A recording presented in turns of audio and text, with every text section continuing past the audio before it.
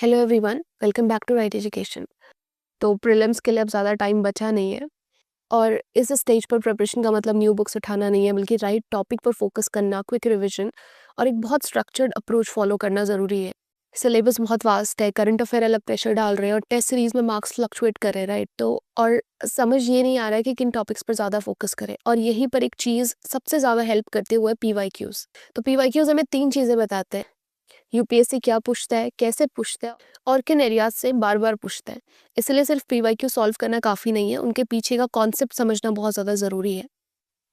तो आज से मैं इस चैनल पर एक न्यू इनिशिएटिव शुरू कर रही हूँ, इकोनॉमिक्स पीवाईक्यू सीरीज़। तो इस सीरीज़ में मैं पिछले 15 सालों के पीवाईक्यूज़ कवर करूँगी, लेकिन सिर्फ आंसर मार्क करके हम आगे नहीं बढ़ेंगे। जिस पीवाईक्यू से जो कॉन्सेप्ट निकलता है, उसी मोमेंट पर उस कॉन्सेप्ट को डिटेल में समझेंगे। So this is PYQs plus complete concept revision plus current affair linkage series. बहुत सारे लोग ना इकोनॉमिक्स को रैंडम ऑर्डर में पढ़ते हैं, जिससे कंफ्यूजन क्रिएट होती है। तो इस सीरीज में हम क्रोनोलॉजिकली चलेंगे, पहले बेसिक कवर करेंगे और फिर उसके बाद एडवांस टॉपिक बिल्ड करेंगे। हम सीधा balance of payment, external sector या फिर बैंकिंग रेगुलेशन से स्टार्ट नहीं करेंगे, क्योंकि जब तक फाउंडेशन क्लियर नहीं होगी तब तक एडवांस टॉपिक कनेक्ट नहीं हो पाएंगे। तो इस सीरीज में हम यूपीएससी के मोस्ट फ्रिक्वेंट एरियाज कवर करेंगे: inflation, banking in India, monetary system in RBI, finance and taxation, financial market, infrastructure, external sector in agriculture. और हर टॉपिक पीवाईक्यूज के थ्रू कवर होगा और हर टॉपिक करंट अफेयर से properly linked होगा। हमारी approach बिल्कुल random नहीं होगी। इस पूरी सीरीज को हम 7 क्लियर फेजेस में डिवाइड करके पढ़ेंगे, जहां पीवाईक्यूज टॉपिक वाइज सेग्रीगेटेड रहेंगे।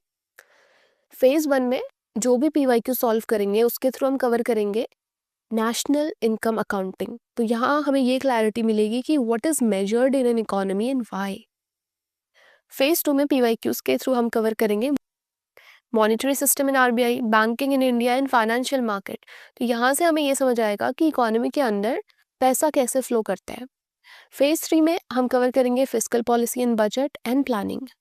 इससे हमें ये क्लियर होगा कि गवर्नमेंट इकोनॉमी में कैसे इंटरवीन करती है। फेज 4 में हम पीवाईक्यूज के थ्रू कवर करेंगे inflation, poverty, inequality and unemployment. यहाँ से हमें ये समझ आएगा कि पॉलिसी डिसीजंस के ग्राउंड लेवल इफेक्ट्स क्या होते हैं। फेज 5 में हम कवर करेंगे एक्सटर्नल सेक्टर, जिसमें हम balance of payment and international institutes पढ़ेंगे। ठीक है, यहाँ से हमें क्लैरिटी मिलेगी इंडिया ग्लोबल इकोनॉमी से कैसे लिंक्ड है।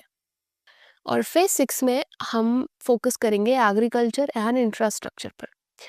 फिर उसके बाद अगर कोई भी एक्स्ट्रा ओवरलैपिंग या मिक्स्ड पीवाईक्यूज होते हैं तो उसे हम फेज 7 में सिस्टमैटिकली कवर करेंगे।